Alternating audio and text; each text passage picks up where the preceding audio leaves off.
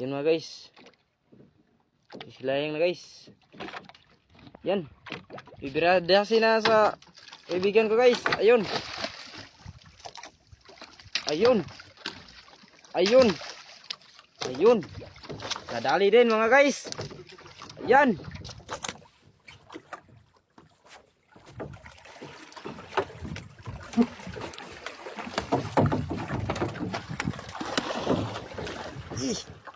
Mura ba?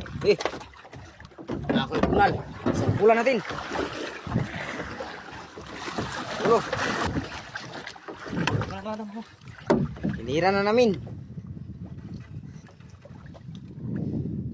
Oh? Pati.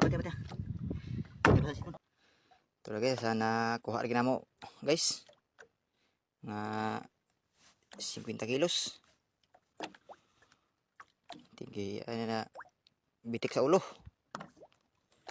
Ito guys, oh, yung ano naman guys, oh. Ito, bakal lagi na gamit, oh. Bakal. Yun. Pa, ito yung silo niya.